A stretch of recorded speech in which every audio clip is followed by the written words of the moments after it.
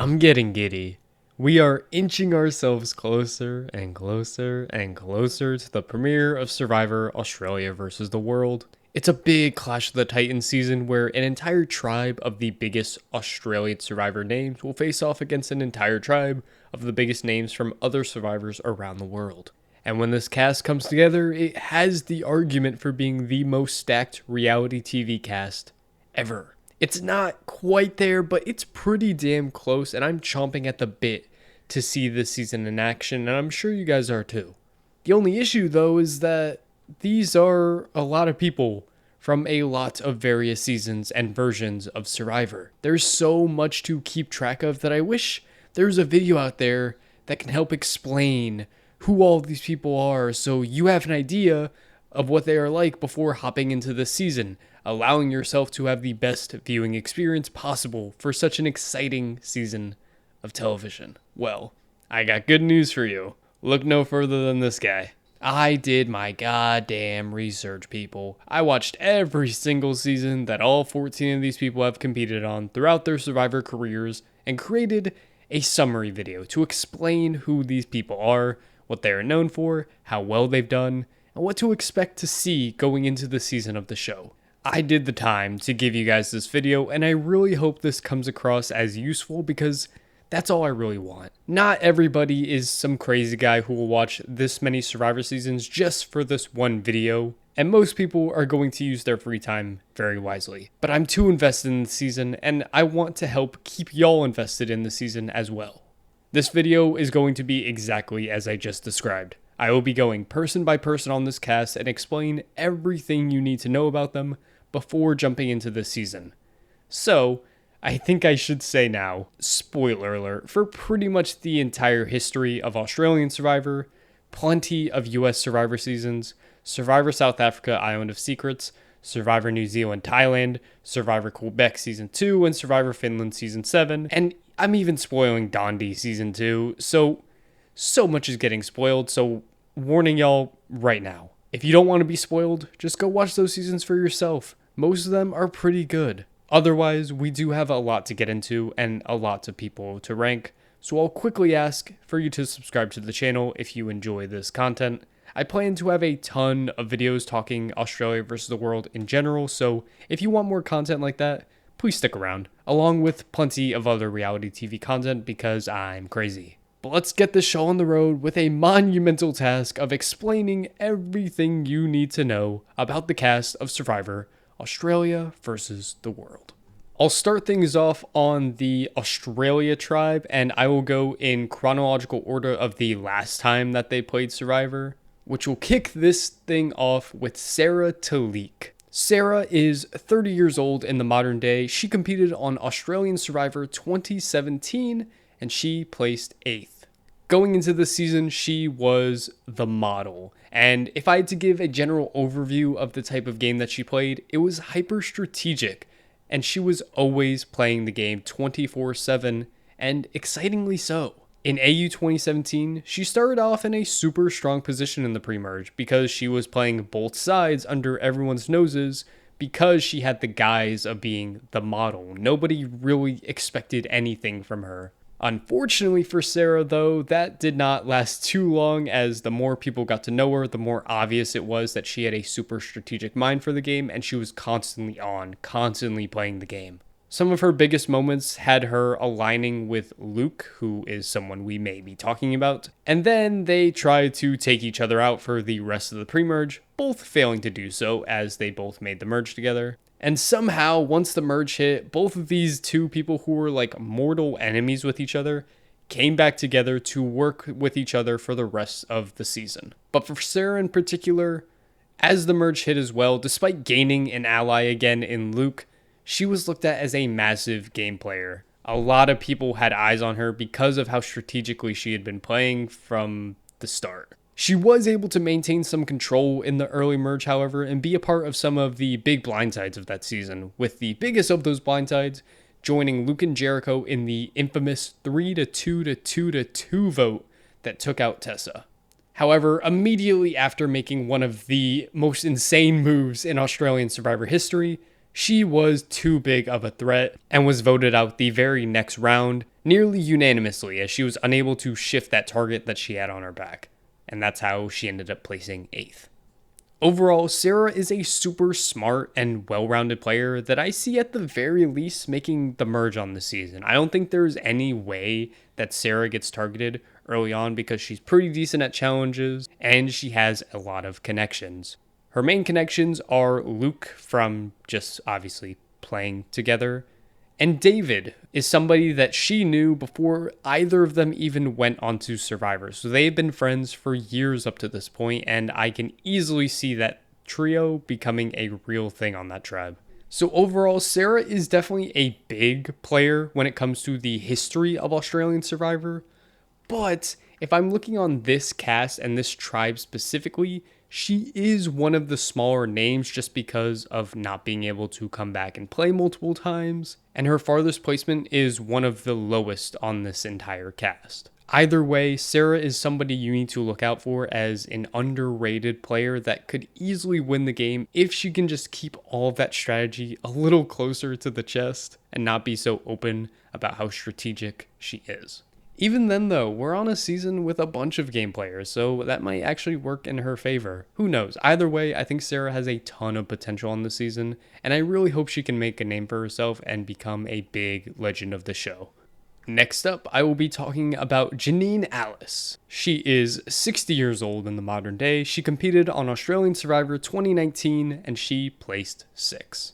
Janine is a CEO of a multi-billion-dollar corporation, like a smoothie corporation thing, and she is very, very rich. But on the season itself, she kind of showed herself in so many other ways that kind of made her a big player on the season. She was sneaky good at challenges, as well as having a strong social game, as well as a pretty decent strategic mind, so she is pretty well-rounded in all aspects of the game.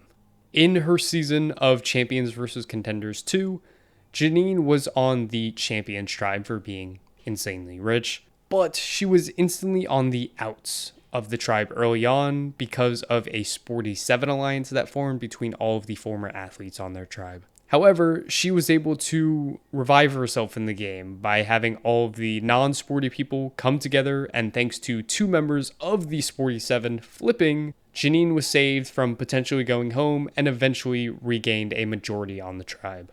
In the pre-merge, it's very well known that Janine was very close with David. However, David's crazy antics and his attitude got Janine to form a sub-alliance with Pia and Abby to kind of counter David. In case David went rogue, Janine had other numbers she could fall onto.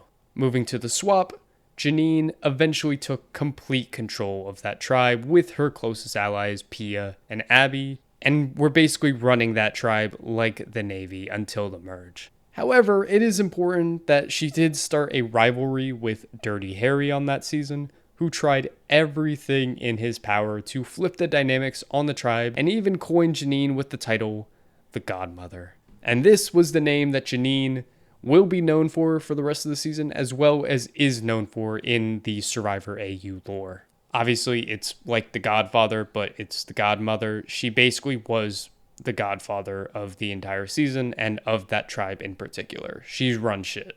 But Janine survived with ease in the pre-merge, and come merge, Janine managed to fall into a Champions majority, where she was kind of running the tribe before doing a flip to take out David for a second, because David was too big of a threat. Moving forward, she continued to run the game, taking out contender after contender after contender while just sitting pretty the entire time. However, she couldn't run things forever, as one of her close allies, Simon, was voted out twice in a row under her nose. She kind of realized her position was compromised within the power structure of the game, and she didn't have the numbers anymore. So after that moment, Janine really did try to save herself in the game, but was taken out the very next round by that new power structure that was forming without her knowledge. Overall, though, I do think Janine is super underrated and underappreciated in Australian Survivor history as just a really great character and a pretty good game player that could have won the season under different circumstances. As far as things that are relevant to AU vs. the World, she obviously played with both David and Luke, who are on the season, and she worked with both of them at times. However, she did turn on David and Luke did turn on her. So those are things to talk about, but I do think overall she is very close with those two, and I do see her being a number for those two coming into this season. So I think you can kind of see what I think the power structure is going to be like on this AU tribe, where you have David and Luke in the center, with Sere and Janine as kind of the outsiders forming a majority. It's not guaranteed though. She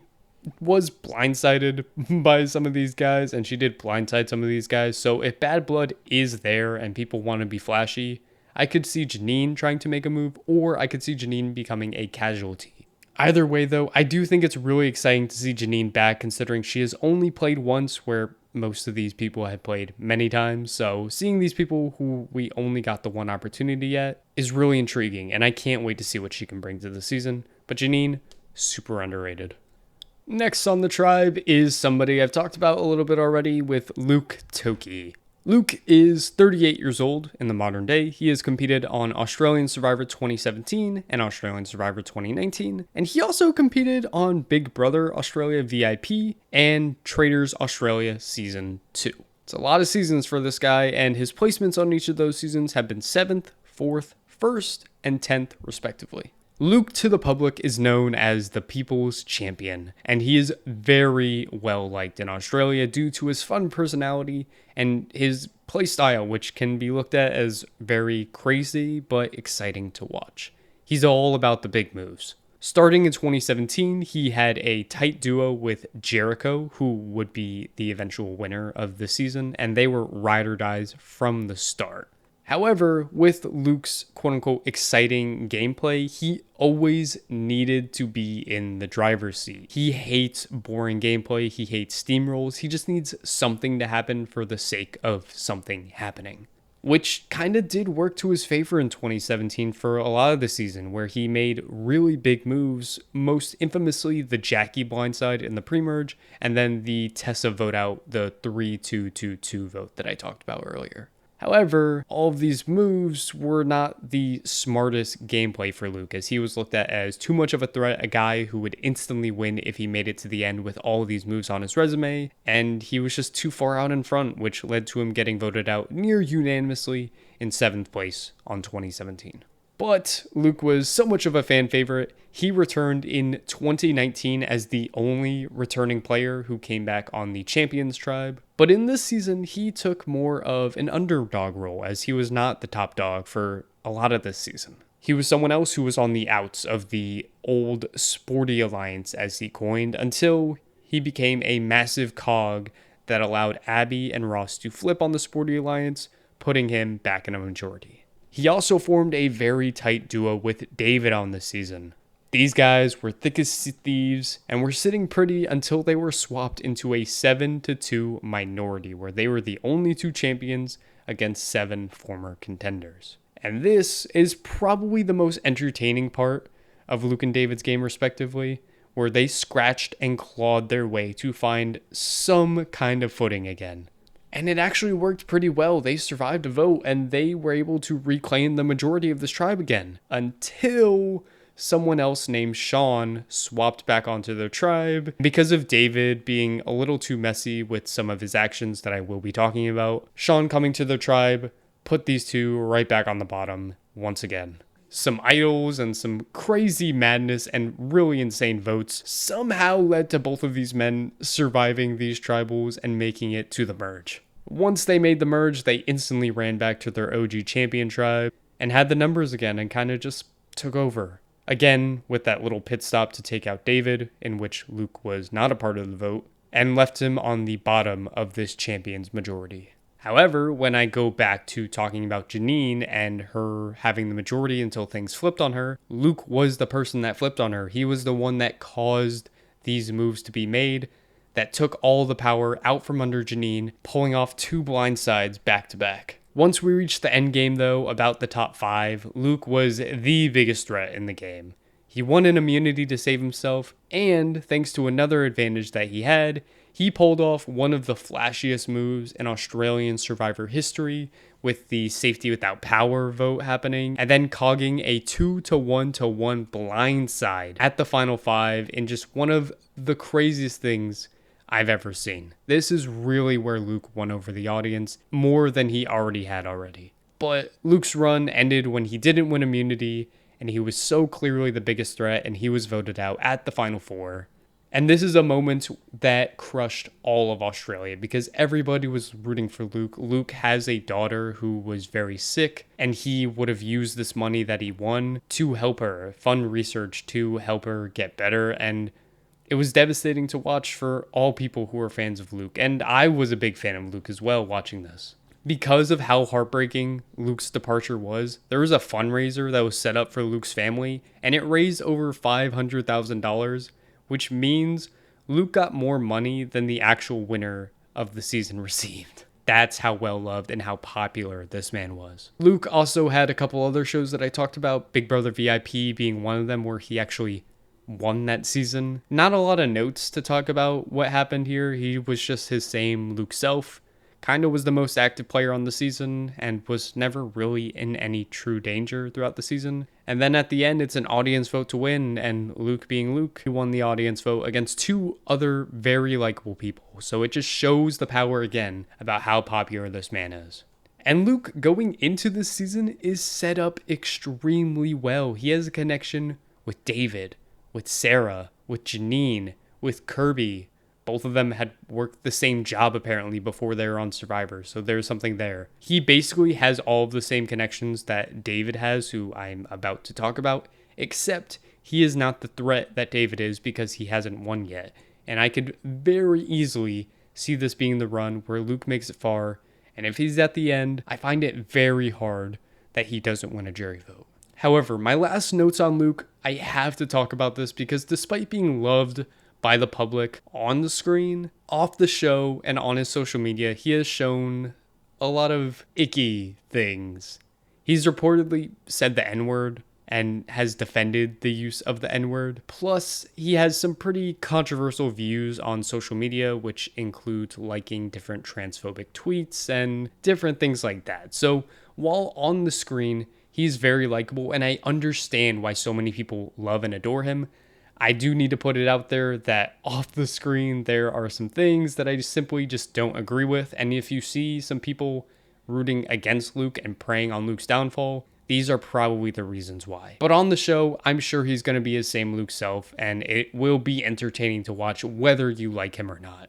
Next, we're rounding out the people I've been talking about for a bit now with David Janette. 45 years old, which is crazy. He looks too damn good to be 45, but he has competed in Australian Survivor 2019 and Australian Survivor All-Stars, as well as Dondi Season 2. And in these shows, he has placed 10th, 1st, and 1st. This man is known as the Golden God of Australian Survivor. A lot of people consider him the best Australian Survivor player ever, and I don't even know if I can disagree with that. In AU 2019, he had that strong duo with Luke I was talking about, and his bond that he had with Abby, somebody in the Sporty 7 Alliance, is a big reason why she was able to flip and give his side the majority before the swap. But this man instantly became iconic and memorable with his big moment with Shaun, where, thanks to a twist where both tribes were given an idol for the other tribe, David decided to give Shaun a fake idol in exchange for Shaun's real idol, which is an insane play, and it worked for a bit until Shaun actually looked at his idol and realized he got duped. And due to this moment, and David just being a super over-the-top guy who really is here to make good TV, people started to turn on him. But like I was saying before, even with his back against the wall on that swap tribe where him and Luke were in a 7-2 minority, David gives another iconic moment with his idol find during the popcorn reward, where he used a sob story to get people to send him on the reward first, where he tore up the place, ate a bunch of popcorn, and found an idol. Come the merge, David's ego, his playstyle, his tactics, and everything eventually came up to bite him in the butt as he was taken down despite being so cocky the entire time in a glorious blindside, all while having an idol in his pocket. David would then return for the next season of All-Stars because he was a massive standout and favorite character for a lot of people on this season. And this run went a lot better than the first time. He was instantly in the majority alliance on OG Vakama while being kind of the figurehead of it all, and especially the figurehead to the edit where he was the main narrator of everything that was going on there. But David is gonna David, he needs that big moment, and early on in the season, he turned to talk to the leader of the Minority Alliance in Matt Rogers, and ended up becoming a mole to protect the other leader while taking out each other's allies as they move through the game. And this led to easily the moment and move of the season of taking out Daisy in just an absolutely unbelievable cook, with Daisy being the target of David's master plan because David is petty as hell. David ended up losing some control come the swap, where this was the most danger he was in for the entire game, being pinned initially on the outs, but eventually was able to engrave himself with his new tribe and eventually made the connections that he would use for the rest of the game. Not without still doing some insane stuff like using Phoebe to tell him her idol clue and then finding her idol without her knowledge, where he became the first player in Australian Survivor history to hold 2 idols at the same time. Oh, and then he also blindsided her on the next vote, so yeah. Come the merge, David was in the most powerful position in the game, having 2 idols in his hands and having ties to both his OG Vakama alliance that he had pre-swap as well as his post-swap alliance, basically dictating where he would side and which way this game would go. He ended up siding with his swap tribe and began to decimate the other side, only getting blindsided one time the entire game when Zach was taken out, but easily gaining his footing and control again after that by taking out the very same person that flipped on him there. It was then smooth sailing to the end game from that point forward, with each person in his alliance willing to go to the end with him. He only needed to win immunity to make sure that a minority alliance didn't take one of those final 2 seats from him. He won final immunity, took Sharn to the end as the lesser jury threat, and then won in a pretty easy 8-1 vote. To this day, the best Australian Survivor game anybody has played, and this is what gives David his title as the best to ever play Australian Survivor. And I'm still talking David here because he did come back to play in Dondi Season 2, and he played a really solid game. But most importantly, and why I'm mentioning this, is because he worked very close with Parvati. They were the duo of the season, and nearly made it to the end of the game together, both making the top 4. But after Parvati was eliminated, David eventually made it to the very end to become the winner of the game, where he played the final game of Deal or No Deal, which is one of the most insane things I have ever witnessed, and took risk after risk after risk after risk, and ended up winning nearly $6 million. Mind you, he won this $6 million weeks before he went out to play Australia versus the world. So, nobody actually knew how much money David had won except for Parvati, which is very, very interesting. I'm really curious to see if Parvati will expose him if push comes to shove, or if they ended up coming together and working together kind of like they just did a couple weeks ago. Aside from that, he has connections with basically the entire tribe. I'm talking Luke, Sere from before they were on Survivor, Janine, and Shaunella, kinda. They both played together. They didn't necessarily work together on All Stars, but they at least played together, so they have that connection. They're not coming in as strangers or anything. Overall, David has a massive target on his back, like one of the biggest on the entire cast, so I don't know how this man makes it to the end, but he's set up almost as well as he possibly could, considering his target, and as long as Parvati doesn't expose him for winning $6 million, David could do pretty well in this game. And regardless, no matter how long he lasts, he's going to bring the entertainment because he is one of the most entertaining people to ever play Survivor across any version of the show. Moving right along to somebody I just talked about, it's Shaunella, 33 years old, and she has competed on Australian Survivor Champions vs. Contenders, Australian Survivor All-Stars, and Australian Survivor Heroes vs. Villains.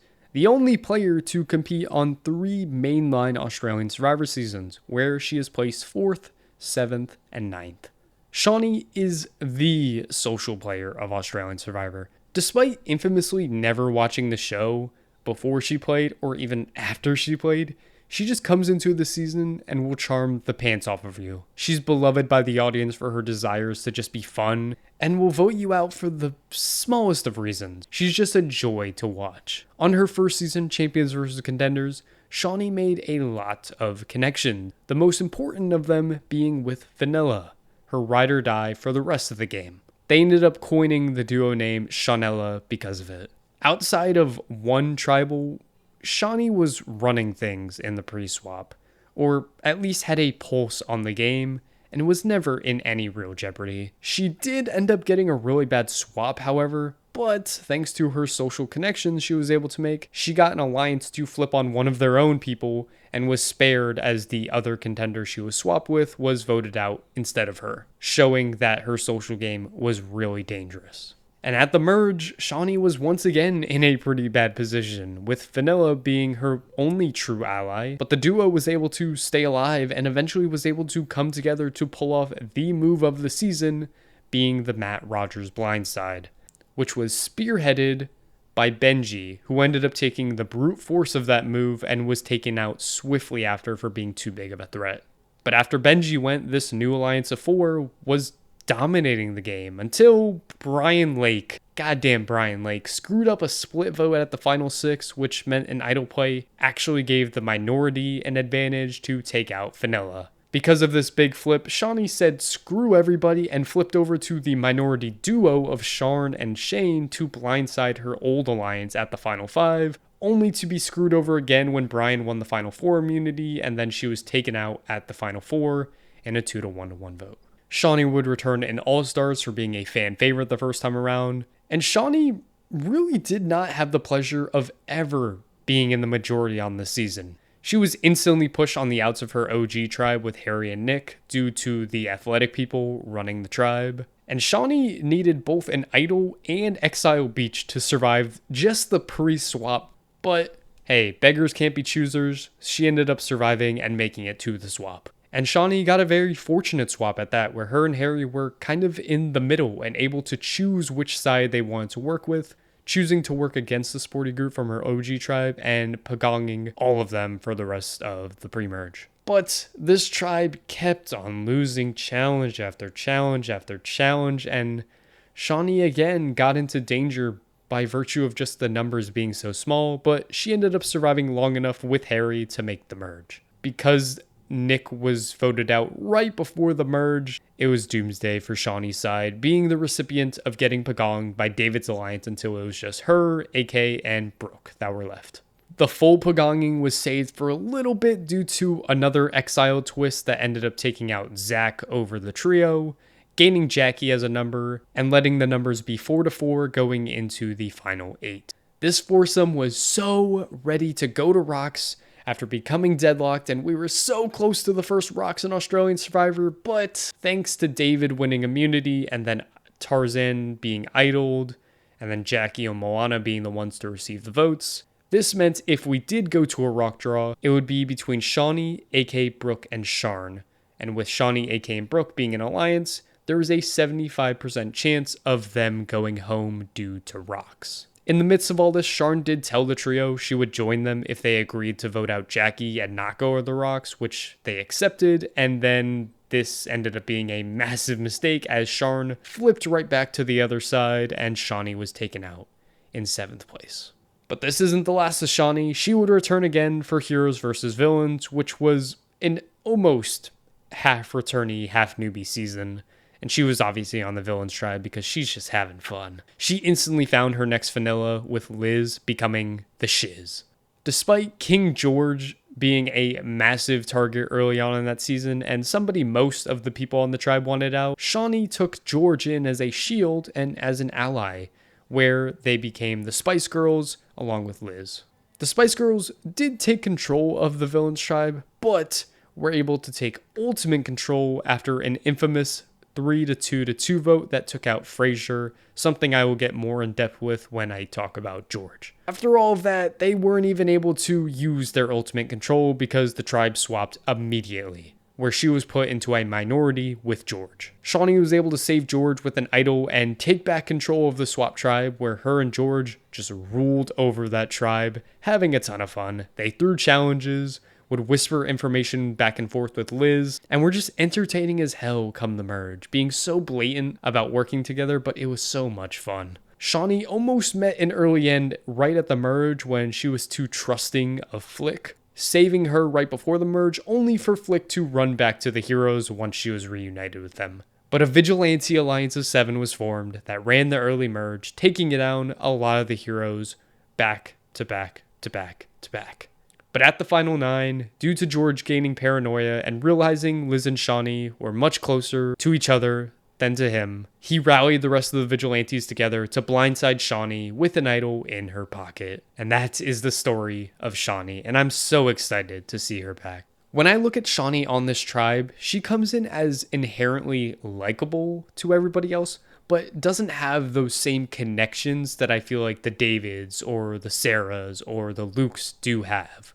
You might say that her and George would be a close connection considering how well and how closely they work together on Heroes vs. Villains, but 2 of them did not have a good relationship after the season, and it's not going to shock me one bit if Shawnee is actively going to gun for George right away.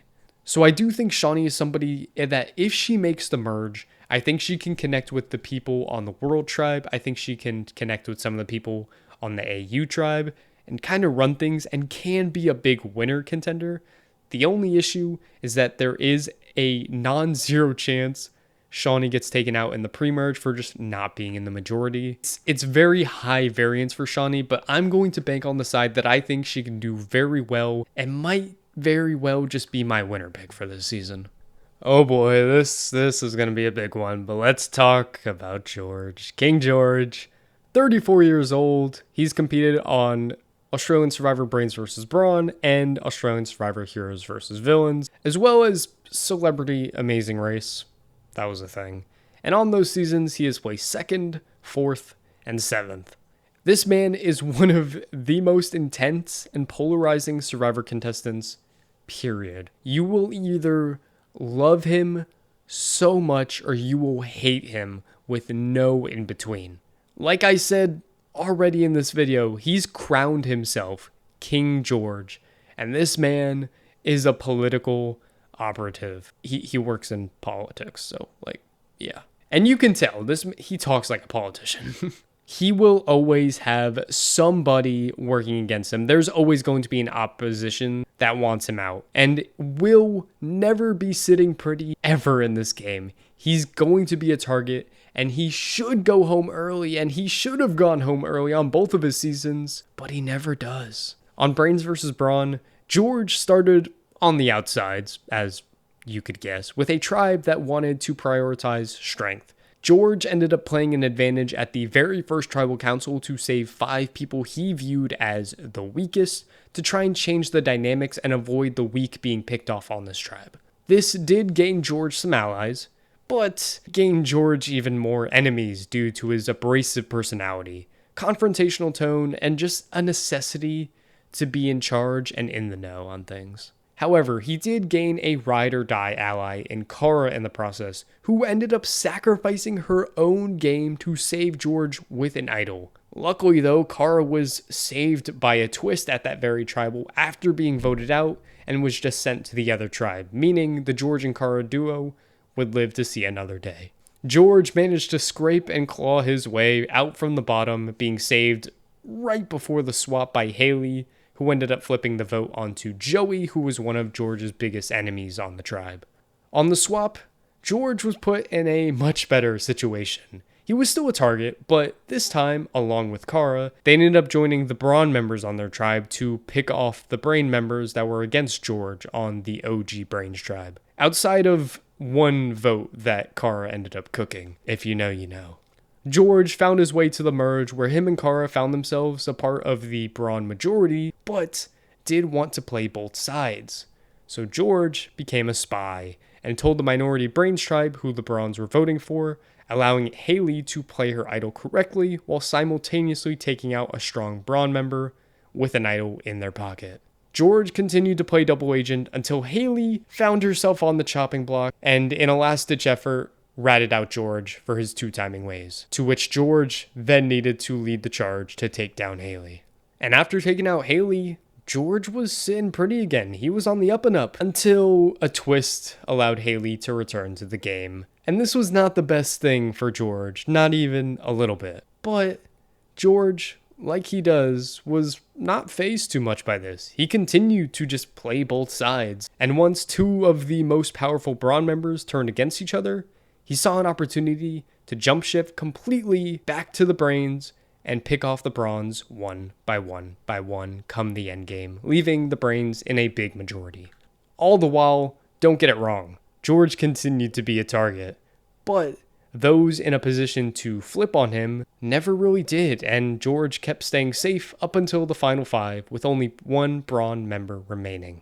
Even at the final 5, George pulled off another great move, preparing for a situation in which the last Brawn member, Flick, had an idol, and flipped his and Kara's vote onto Wei to save himself, which worked perfectly. At the final 4, Haley was the one with her back against the wall, and she pitched to both George and Kara to finally turn against each other despite being ride or dies, because, this is a big thing, neither George nor Kara are any good at challenges, and if they take Haley out at the final 4, Flick is almost certainly going to win final immunity against them, and in turn, will win the game due to the amount of bronze that are on that jury. So George and Kara both turned against each other, and Kara went home 2-1-1. George lost final immunity, but Haley ended up winning and ended up taking George to the final 2 with her, where they fought for the title. But George had burned way too many bridges, and the jury did not respect a game that was very reliant on the strategic game while ignoring the social game or the physical game. And he ended up losing in a 7-2 vote. George would then return to Heroes vs. Villains because obviously it's George, and he was placed on the Villains tribe because obviously it's George. George, in the very first challenge, completely smashed his head open because of just like incompetency on production's end and just had a crazy scar on his face, but he ended up staying after skipping out on the first tribal council. But when he returned the next day, he had 0 allies and a lot of enemies. Does that sound familiar to you? Because when he seemed dead in the water, Shawnee and Liz came to his rescue, creating the Spice Girls like I said, and saving him from going home as they picked off some of the irrelevant players on their tribe. That is until we get to the infamous episode 7, with probably the most iconic Australian Survivor moment ever. So let me break it down. We had Geordie and Simon as a duo. But Geordie realized Simon was on a sinking ship and ended up ratting out Simon and the idol that he had, with everybody turning on Simon and ready to blindside him until a twist showed up and there was a tribal council immunity challenge in which Simon won, saving himself, which turned everybody's gears into motion and set everybody's sights back onto George. But George was able to push the vote back onto Steve, while at the same time hedging his bets twice.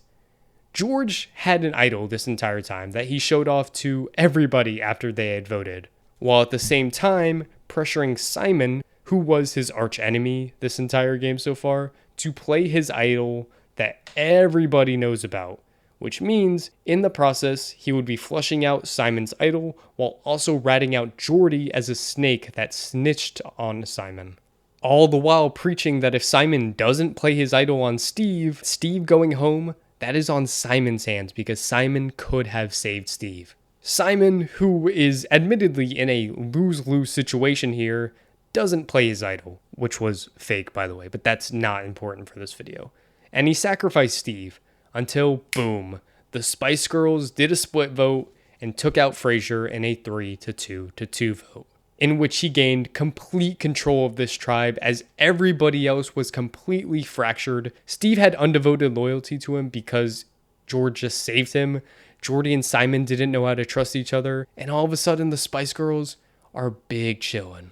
But then, like I said with Shawnee, there was a swap. Him and Shawnee were in the minority and he had to be saved due to an idol, but they eventually gained control again and were able to run things until the merge. The Vigilantes was formed, adding Haley, Jerry, and Matt to the group. And despite George once again continuing to be a target vote after vote after vote, the Vigilante Alliance held control and began to pick off many of the former heroes. Even with so many different attempts to try and undermine the vigilantes and try to blindside George, it just never fell through.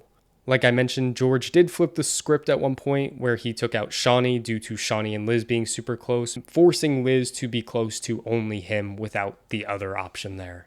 And George continued to just have his way. Anytime somebody came against him, he struck them down, with Haley being the big one as he found out she was plotting against him and he had to take her out. And George, from that moment on, was running things all the way to the final four with no real danger and just being able to control who went home at every opportunity. But at the final four, when he had a close alliance with everybody left, Liz winning immunity was worst case scenario. George was easily the biggest threat left, and he couldn't convince anyone to send him to fire, and George was voted out in 4th place in a 3-1 vote, being just short of the end, where if he had made final 3, he would have won the game. George is instantly the most iconic Australian Survivor player after both of these runs that he had that are just so unbelievable and just made for television. But on the season, kind of like he was the last 2 times, George feels screwed on arrival. I don't see any way he escapes the early game. Like, he's too much of a target with no connections to anybody. But like I've been saying, he made 2 unbelievable runs already. What is telling me he can't do it a 3rd time? I mean, he is a lovely shield because George is always going to have the attention over you and will always be a target over you. But if he does make another deep run here, I think this 3rd run would be one of the most impressive feats in Survivor history, and you kind of have to respect how great of a player George is if he manages to do that. It's just so hard to picture though, because even if I just ignore everything else, looking at this tribe in particular, the construction of this tribe of 7 is probably worst case scenario for George. He is an entire group of people who are all connected and targeting him with David, Luke, Sere, and Janine. And then somebody you think would be an ally of his in Shawnee is very much an enemy of his because they had a falling out after Heroes vs. Villains. The only semblance of an ally he may have is Kirby. But I don't think Kirby's ride or dying for George. I think he's just screwed, but I've doubted George before. He's proved me wrong. I'd love to see him do it again because he is so goddamn entertaining. But George, I think you're done, buddy.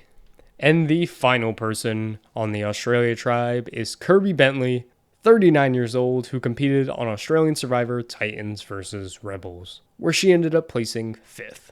Kirby is known as an extremely aggressive player that does have a good strategic mind, a really good social game that gives her the foundation to make these crazy aggressive moves, as well as a super underrated physical game to her. She's genuinely just a super well-rounded player.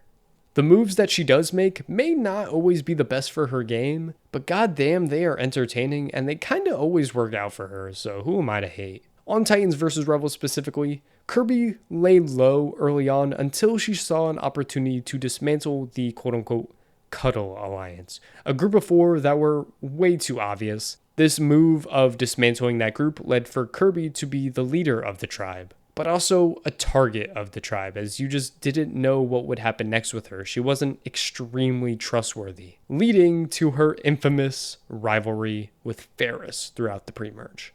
These 2 people continue to take shots at each other, both pre and post-swap, but never would directly come for each other.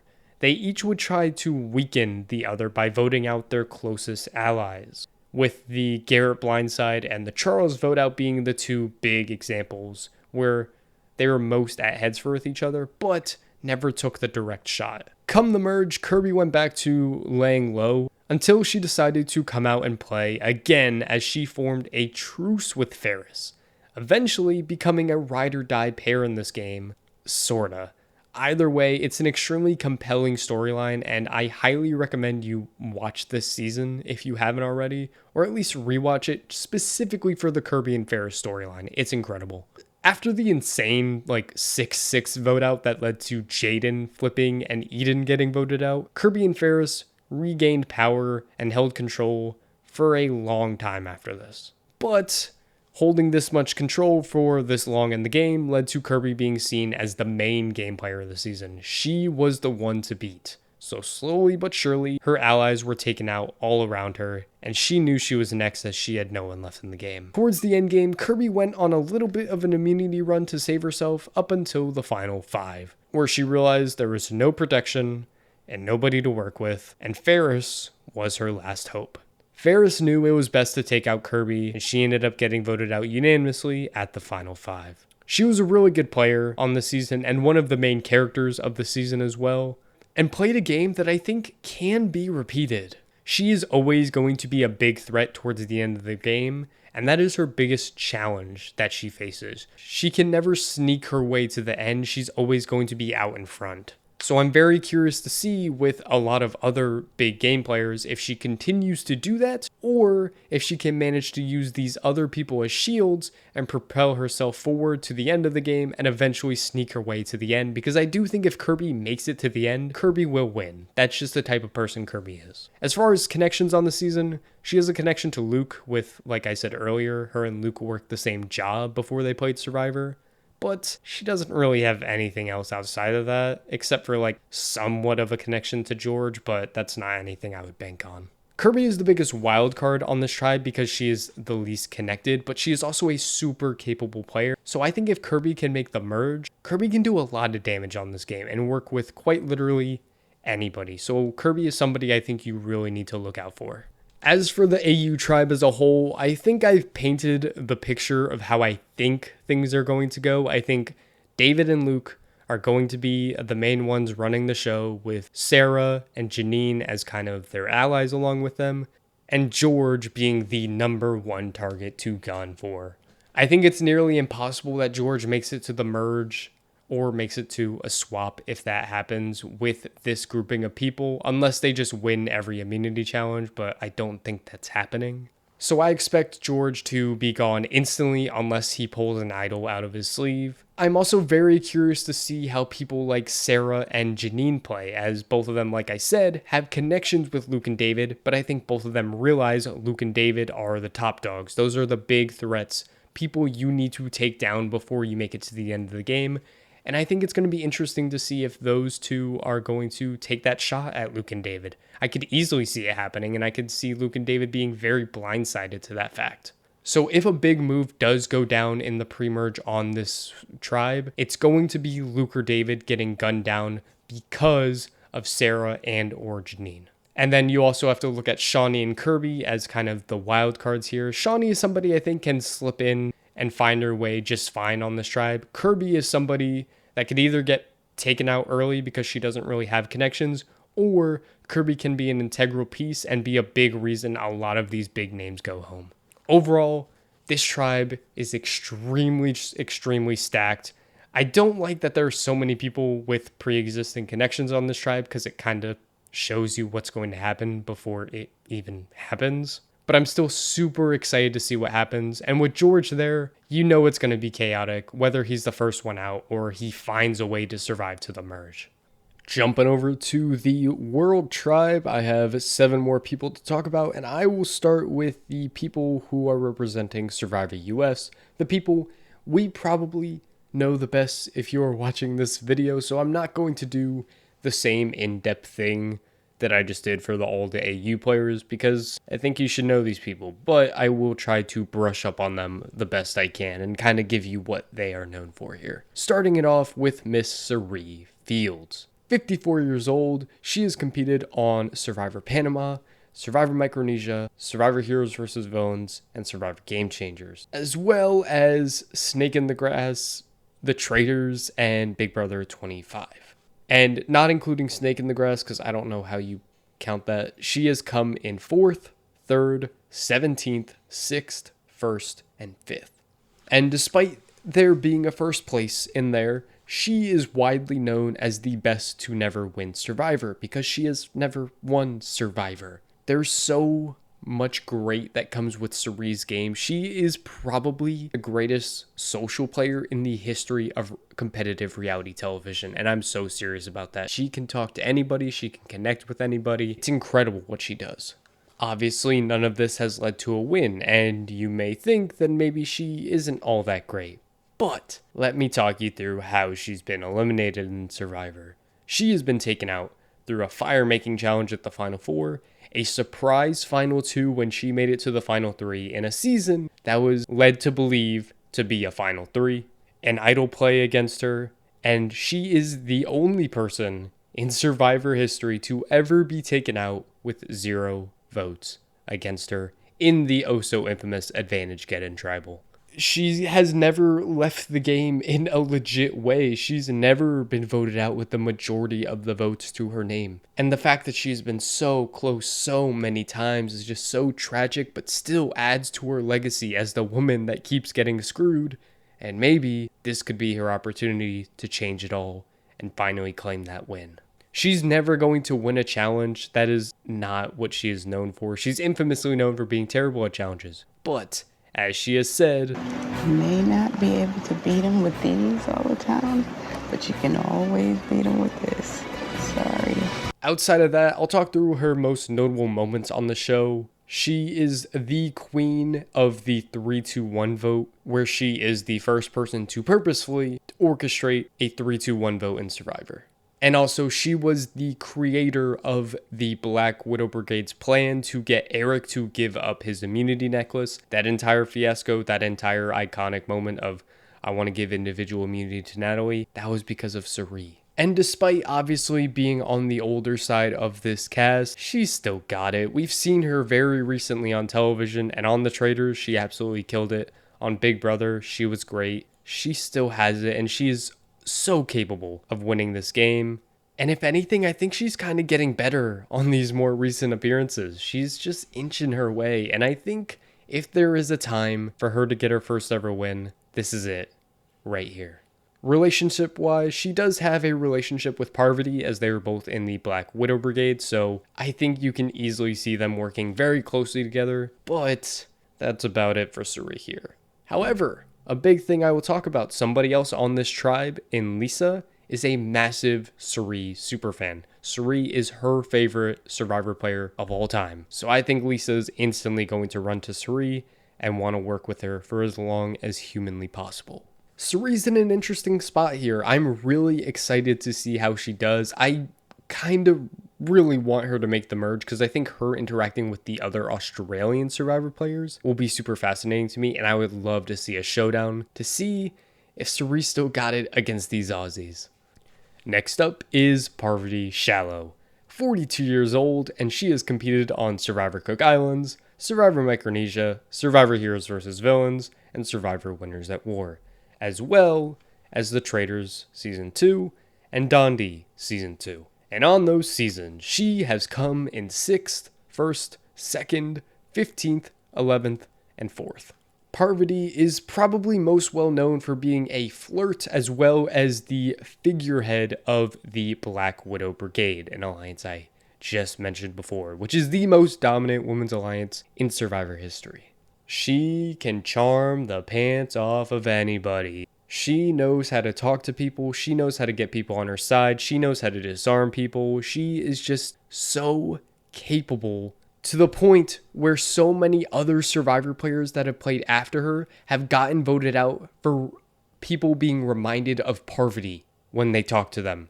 Parvati's mist is so real that there's a legacy beyond just Parvati the player. This has affected seasons of Survivor because of the things Parvati did on those beaches. And I mean, she could have easily been a 2-time winner of Survivor. She was so close and very deserving on Heroes vs. Villains. Now, I'm not going to start that debate on if her or Sandra should have won Heroes vs. Villains. That's not my place right now. All I'm saying is that she played a game that was worthy of winning Heroes vs. Villains. And I think in the recent day, despite obviously her placements not being the best recently with a 15th place and an 11th place, she's shown she has still got it, especially on the Traitors. I think the Traitors really rejuvenated how excited I am for Parvati and the potential she could bring if she's back on Survivor on a season where she isn't screwed from the offset like she was in Winners at War. Her most notable moment, period, is her double idol play at the merge of Heroes vs. Villains, where she ended up taking out JT, which gave the villains the numbers and allowed the villains to steamroll from that moment moving forward. It's too iconic. She read Amanda like a book. In general, Parvati works extremely well with women overall, but she also works really well with men, most notably dominant men. I'm talking about Russell in Heroes vs. Villains, Boston Rob in Winners at War, and even David on Dondi. And speaking of David, I've already talked about that man. These two have a connection here. They worked so close together. They were ride or dies like you've never seen a ride or die before. And I think if they can connect on the other side come the merge, it's going to be glorious. They're either going to work together again in secret, or it's going to be an insane backstab and blindside. And I think Parvati comes out on top either way. And also, like I mentioned, very close to Sere, so that connection will be there. And I do think she will be able to connect with the other women on this tribe as well. I just feel like they're going to vibe. So I think Parvati is set up pretty well. There's a chance she gets sniped out, but I don't think it's very likely. And I'm very excited to see Parvati back because I think Parvati can do some real damage on this season. And I just want to see Parvati let loose in Survivor again. She hasn't had this chance in Heroes vs. Villains. Give her this chance. It'll be worth our while. All right, the final Survivor US player is Mr. Tony Vlachos. 51 years old, he has competed on Survivor Cagayan, Survivor Game Changers, and Survivor Winners at War, as well as the Traders US Season 3. That's funny how all our US players also were on the Traders. That's funny to me. And on those seasons, he has placed 1st, 19th, 1st, and 20th. And this man is known as probably the best Survivor player ever, with 2 wins under his belt, both of them being just extremely chaotic yet extremely dominant. Tony is one of the biggest enigmas in the history of reality television. He's a complete nutcase as a personality, so erratic, so spontaneous, and yet so good at the game. He just shocks you every time. You look at this guy and you're like, there's no way he's gonna do it. And then he's done it twice. And one of those times was on the season with all winners. That is the season of all seasons. And Tony, of all people, was the one that came out on top. However, a big thing with Tony is that on the seasons he's had success, he needs to have a ride or die with him to help do damage control for some of his erratic behavior. We had Trish and Cagayan, who was a big help for Tony to take out those fires to help keep him in the game. And then on Winners at War, he had Sere with him, who did the exact same thing. Both of these people allowed Tony to be Tony without him looking like a complete idiot because there was somebody else that was in everybody's ear telling them, Tony's cool, you don't gotta worry about him. He's created spy shacks, spy bunkers, spy nest. He has his bag of tricks, and he loves finding a good idol. That man, oh, he's obsessed with it. And I would not be shocked in the slightest if he finds an idol within the first 2 episodes of this season. His biggest overall plays on the show have to be his flip on LJ in Cagayan, where he took out the frontrunner for the season, both practically and edgically, as well as his 4-3-2 blindside on Sophie in Winners at War, who was again the frontrunner of the season, both practically and edgically. When it comes to Tony, a lot of people either love him and his antics or they hate him and his antics. But I think we all kind of have to accept that he is good at this thing. Where someone like George, you can argue that he's not actually as good as his placements and gameplay has shown. Tony, I think you have to accept he's great at these games no matter what. And another thing, he infamously wins on his odd-numbered appearances. And he does really bad on his even-numbered appearances. Which means, with this being Tony's 5th time, I think that means he's winning this thing. Unless we're not counting the Traders, and then this is like his 4th time playing Survivor technically, in which he's going to flame out gloriously. But if not, then he's going to win. I'm just saying, this is how it kind of works with Tony. He's worked with all kinds of people, and it's been mostly women, actually. He's rarely worked super closely with men, if that's anything. So on a tribe that I feel like could be dominated by the women, Tony can potentially find himself slipping in the cracks there and becoming a number alongside these women. Practically, he's coming into the season with like no connections. I mean, he played with Parvati and Sere, but he never actually played with either of them on Game Changers or Winners at War. And I doubt Tony, of all people, was watching International Survivor, so he's truly coming into this as a lone wolf. I fear a ton for Tony early on just because of how big of a target he is and how sporadic he is. I don't know if these people on this tribe want Tony to be a trusted ally come the merge. But if Tony can survive that, if he can make it to the merge, Tony's chaos, man. Anything can happen. And I really want it to happen because I just need to see this man interact with these Aussies. That'll be a treat, and it'll be incredible television if he makes it. All right, now it's time for our Survivor New Zealand rep, and I'm going to go back to the format that I did when I talked about the AU players, talk about the person, go through their season, kind of go in chronological order to give a general overview of their game, and then end it off with their connections and things like that. But our NZ rep is Lisa Holmes, 44 years old, and she competed on Survivor New Zealand, Thailand, where she is a winner. And Lisa Holmes is easily the biggest superfan on this cast and one of the biggest superfans that has ever played Survivor, ever. This woman wore an RHAP shirt at the finale when she won her season. She's gonna know everybody here and everything about them. She doesn't need to watch this video. I mean, she doesn't need to watch it anyway because she already played, but like, you get what I mean. And she's very underestimated by many people because, I mean, look at her. She doesn't look like she would hurt a fly, but, oh, she's dangerous. She is dangerous, and she knows how to play this game. She's very smart and calculated. In her season of New Zealand, Thailand, Lisa bonded early on with many people on her tribe to where even though she wasn't in the majority, she was not a target for anybody. Regardless though, her tribe did win most of the early immunity challenges, so she really had nothing to worry about until the swap, where on the swap, she was swapped into a 4-3 majority and did manage to avoid an idle play to take out another one of the minority members on her tribe and move forward to the merge with a clear majority. At the merge, Lisa just kind of rode with her OG tribe for a vote before being one of the figureheads in taking out one of the biggest threats in the game, in Brad. Except she was able to do this without being the figurehead of that big move. She was able to claim credit for it, but people aren't going to come for her because she's not the one that's proclaiming that she made this big move. Afterwards, she then continued to pagong the OG Charney tribe, who was the minority, while also thinking of what she needed to do to win this game. And doing that had to include taking out the biggest threat in Matt, who was that head figure, that instigator of the Brad blindside that I talked about, and has been taking charge on every single vote since that moment.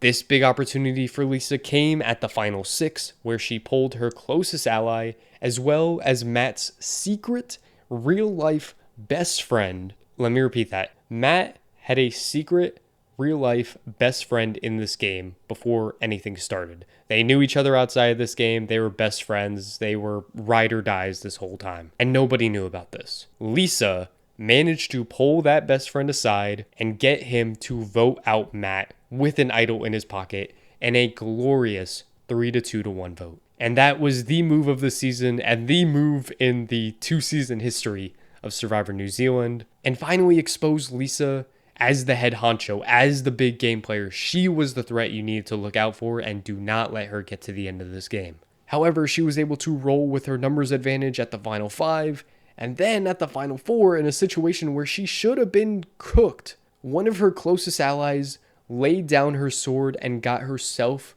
voted out in order to save Lisa because she felt that Lisa was more deserving of sitting at the end than she was. So Lisa sat at the final 3, and while I mentioned that she was the biggest threat strategically in this game, there is an uphill battle here. But she was going against the most liked player in the game that didn't backstab anybody or get on anybody's bad side. This was somebody the jury felt good about, and a lot of the jury were super bitter at people like Lisa. But Lisa, luckily, managed to pull out the 4-3-0 vote victory. And thank God, because if Lisa didn't win that season, that would have been devastating, because whoever got second, woof. I'm kidding. They're not a bad person. They just didn't play a good game. Lisa overall, she's super quirky, but this season overall is just her biggest dream ever. I never thought I would see Lisa play Survivor again, and this is going to be so fascinating to watch. Just a super fan. Watch one of us get put into the season of all seasons between all versions of the show. This is what we dream about, and she's living out this dream. She's not very good at challenges, really, at all. She might be decent at puzzles, but nothing insane. However, her social game is really good, and she can make up for her lack of challenge strength with her social game. Like I said when I was talking about Sere, she's a Sere superfan. She name dropped Sere multiple times during that season, talking about how much she loved that woman. So she's gonna work with Sere. It's happening. I'm sorry. You don't just like play with your favorite player ever and then like target them immediately. That's not happening. And then her knowledge of everybody is going to be very key on the season. And I could see Lisa being a dark horse in this game. Kind of gets underestimated once again. And if she survives the early pre-merge and doesn't get voted out due to challenge strength, nobody's taking out Lisa. And all Lisa needs to do is make that big move again, and she could win this game. All right, moving to Survivor South Africa. I'm talking Rob Bentley. 34 years old, this man has competed on Survivor South Africa Island of Secrets, where he was a winner. And this man is known for having one of the most dominant games in not just Survivor South Africa history, but Survivor globally. He is the Boston Rob of Survivor SA. He quite literally formed a cult-like following that did and followed everything he said until it was too late and their fate was already sealed. It was genuinely insane to watch. This man has a great social game. Somehow he's able to charm the pants off of you. It might be those eyes, because those eyes are beautiful. He has a good strategic mind. He knows what to do and when to do it. And I think if push came to shove, he can make some strategic moves to help further himself in the game. And also, he kind of did win 5 immunity challenges too. So this man is kind of the full package. In his season of Island of Secrets, he instantly created a majority Amigos alliance, and all of these people here claim to be family instantly, and quite literally acted like a family together. They were bonded for life from this moment forward. It was kind of creepy, but really fascinating. At the same time, he managed to get everybody who was not a part of the Amigos Majority Alliance to feel like they were a part of the Amigos Majority Alliance, which included getting one guy on their tribe to give them his idol and blindsided him in one fell swoop. The most danger Rob was in for basically the entire game was once the first swap hit, where he was in a minority with only the idol to protect him here. His tribe never ended up going to tribal during this first swap, so he was never in any true danger, but we just don't know what would have happened. On the second swap, this is where Rob officially gained back control of the game and never let it go, really showing off his cult leader mentality when it came to the Rocco vote, where he would just publicly say to Rocco's face that he's going home and made sure nobody on this tribe disobeyed him. And they didn't. Right before merge, Rob lost Nathan, who was a part of the Amigos, and from that moment forward, he vowed to take out every last one of those people who was responsible for taking out Nathan, which is what he started to do as the other tribe began to get pagonged.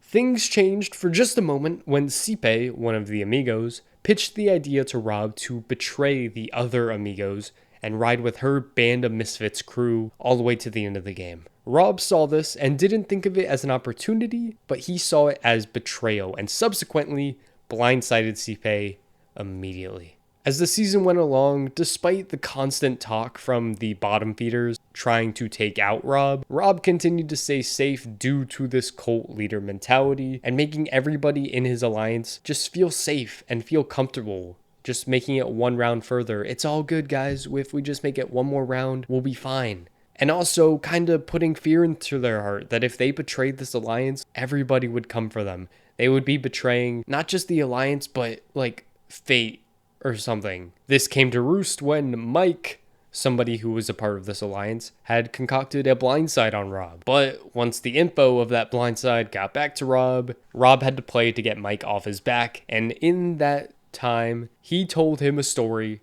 that he had an advantage from the Island of Secrets, which was the big twist of the season, that allows him to look at 2 people's votes at any single tribal council. So let's say Mike had voted for Rob and someone else had voted for Rob. Rob can check Mike's vote and that other person's vote and see that they voted for him. But this advantage isn't real. It doesn't make any practical sense. But Mike bought it, and this spooked Mike into bailing out of this plan, which allowed Rob to take out more of Mike's numbers and ended up leaving Mike with not enough numbers to make any move from that point forward. Once we reached the final 5, this outside of the swap was the most danger that Rob was put in when the women of the tribe all pitched for an all-women final 3, consisting of Rob going out first with an idol in his pocket. But Rob ended up winning immunity, and once that happened, his quote-unquote number 1 ally bailed on this all-women's plan and spilled everything to him, which put Rob back in complete control as he knew everything that was going on and allowed him to blindside the leader of this potential flip against him. He then won final immunity to make it to the final 3, and despite not having the best final tribal council performance, he did have an incredible final closing speech and won the game in a 6-4-0 vote. One of the most incredible games you have ever seen. You question how he had so many people fooled for so long. I do question how he does on a cast that's not going to buy into the BS and quote-unquote family mentality that he sold on his first season.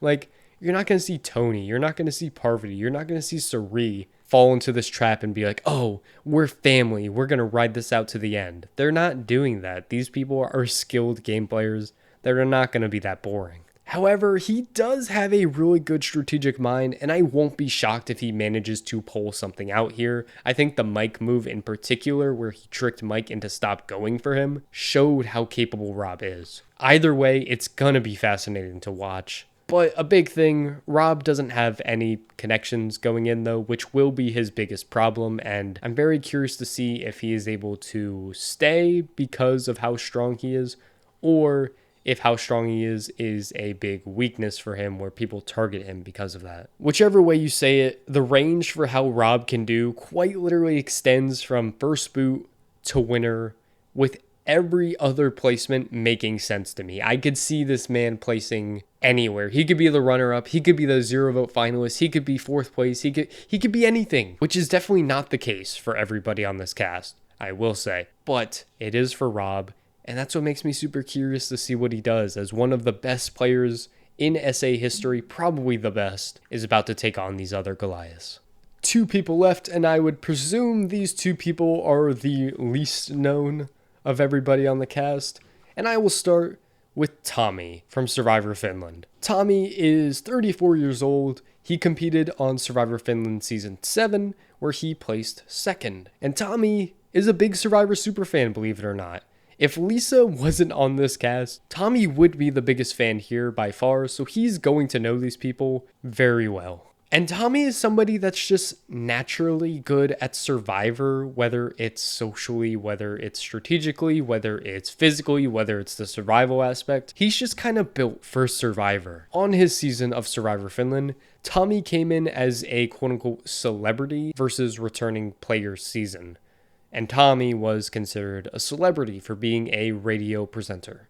So instantly, off the bat, he was facing off against 8 other returning players, as well as 7 other celebrities. And Tommy was initially on the outs of his tribe, just kind of due to the playstyle that Survivor Finland brings being much different and a lot simpler than what Tommy himself was bringing. Tommy was a lot more advanced than the way that these celebrities were playing.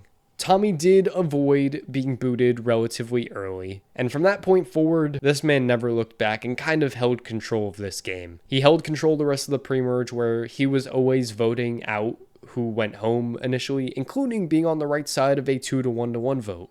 And then at the merge, Tommy continued to be dominant, being on the right side of the votes again and again and again, and did manage to pull off a 3-2-1 vote, while doing it without being in any real danger at any real point. His endgame was the rockiest part of his game, where he was not in full control of taking out whoever he wanted to the end, but he did win the final 2 immunity challenges to punch his ticket to the final tribal. The way Tommy played overall was well worthy of a win in Survivor. It's quite literally the classic case of dominate the game and control the votes until the underlings try to take back control at the end, but you manage to squeeze your way to the end. We've seen this a ton of times in a ton of different versions of Survivor, but just kind of, again, due to how Survivor Finland is and how much more advanced Tommy was gameplay-wise compared to these people, he wasn't rewarded with the win and lost in a 4-3 final vote against somebody next to him who was extremely likable, but just simply didn't play as good of a game. Tommy was just on the wrong franchise. If he found himself on any other version of Survivor around the world, the game that he played on this season was easily the best, easily the most dominant, which means that he has the skills of a Survivor winner, just doesn't have the title of being a Survivor winner, which actually works a lot better for him. These people aren't going to know who he is regardless, but now that they know he didn't win and he actually lost in Final Tribal, he's going to be underestimated like crazy. And I think Tommy can do a lot of damage with that. And if he survives being the quote unquote easy vote on this tribe, Tommy can make it to the end of this game. The biggest thing though, he's obviously going in with no connections, but he is a likable guy. He has an infectious personality. I really enjoyed watching him on Survivor Finland. And he does have information on pretty much everybody here because he's a super fan of the show, where they're not going to have that same information about him. The Wolf will be counted out early. By the way, he's nicknamed the Wolf. I wouldn't be surprised if he's called the Wolf on this season. He's literally wearing a wolf shirt in his promo pic.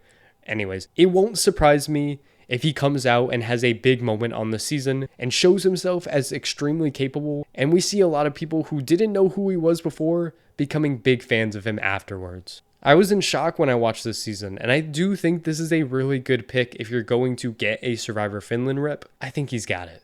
And the final person on this cast, wrapping it up with Cass from Survivor Quebec. 33 years old, competed on Survivor Quebec Season 2, and tied for second place. She got 0 votes, but we'll give her a tie for second. Cass is, again, a very capable player in this game who has the tools and the ability to win, but just simply didn't on her season for one reason or another that I will get to. Socially, she's a standout here. That is her superpower, along with being really good at competitions. She's pretty fit. She can contribute a lot in challenges. If you're looking for a well-rounded player, Cass is kinda who you want. On her season of Survivor Quebec, Cass quickly formed a tight core with 2 of the men on her tribe, Jean-Michel and Ghislaine. This trio created a power structure on their initial tribe and sailed through the pre-merge with really no trouble at all. They were never in any danger. At the merge, however, everything was kinda upended when Jean-Michel was taken out, which left Cass and Ghislaine in their first point of danger, being on the bottom of the tribe. However, both people in this duo adapted really well to the adversity. Cass used her social game to form bonds and escape instant danger, and Ghislaine used an idol to get out of this danger. The duo saw the majority alliance turning on each other and took advantage quickly, as they fell back into power, and from that point forward were never really targeted at all. The only big issue here is that between the duo of Cass and Ghislaine, Ghislaine was viewed as the bigger player, the better player, and the more threatening player to win this game.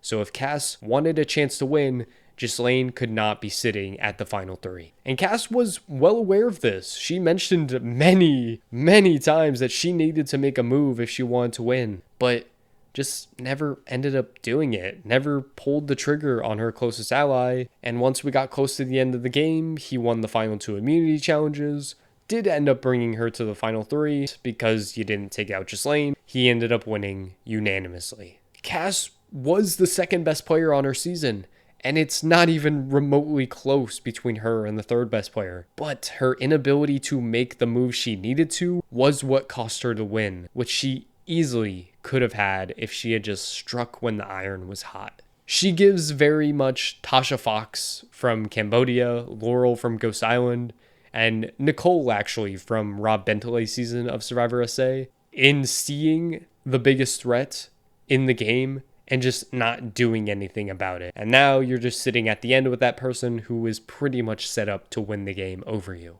Cass is coming into the season obviously with no connections and very little knowledge of the other players, but she is a good player, and I think with how good her social game is, it's not going to shock me at all if she manages to slither her way into the majority and sails to the merge. She's a sneaky player. We could see her at the end of the game. It would not surprise me one bit. There are only two big issues here. One, I don't know if she can actually win this game. Even if she makes it to the end, she has not shown that she's willing to make that big, flashy move that warrants you to win the game. And especially on a season like this where these people are going to want to reward a big player, is Cass really going to be that big player that they reward at the end? I don't think it is unless she makes some monumental move, and I don't know if she's going to. And on the other end of it all, Cass is not that entertaining of a player, like at all. She's kind of easily the least entertaining player on this entire cast, so those are the things that are giving me pause, but I'm intrigued to see what Cass will bring, and I hope she does surprise me. But if I'm going to bank on something, I bank on her making the merge. I bank on her making it pretty far into the game, but I also bank on her being pretty unmemorable. And that is the World Tribe. And I mentioned this a little bit as I was talking through these people, but how I see the World Tribe developing is I think the women are going to come together. I think they're going to work well together. I just see it happening in my head. I see Parvati and Sere being close. I see Lisa being connected to them because she wants to work with Sere. And then I think Cass is just somebody who is destined to work closely with Parvati. It just feels like it's written in the stars. So I think those four are going to come together. I think they're going to be the majority. And I think people like Tony are probably screwed. I think Rob could potentially get booted. I'm not sure though, because Rob is a good challenge competitor. Rob, again, he's an enigma. I don't know what's going to happen with him. And then Tommy is super interesting for me. I think Tommy, if given the chance, if he's not sniped out immediately, Tommy could be very dangerous in this game and be the big wild card that shakes everything up. But this tribe feels pretty simple to me again, but again, idols and the Tony factor of it all could change everything up and throw this tribe on its head. Either way, it's an extremely stacked tribe, and I'm really excited to see all these people get put to work, and I just hope they all make it to merge, because I want to see all of them interact with the AU players. There we go. I am done. That was a lot. Did that feel like a lot for y'all? Because goddamn, I am pooped. But that was worth it. I hope you guys have a better idea of what we are about to get into now after watching this and why I am so excited for this season. Whether it's a shortened season or not, whether it's not actually canon Survivor, I don't care. I'm pumped. But I really don't have anything else to say. I got more content that's coming out soon, as always, and that's about it. Of course, expect a review for AU versus the World when that season finishes. That video might be too goddamn long because I think I'm going to talk about this for a lot of time. Anyways, that'll do it for me. If you made it to the end of this video, I love you. Platonically, of course. And I will undoubtedly see ya when I see ya. Bye-bye.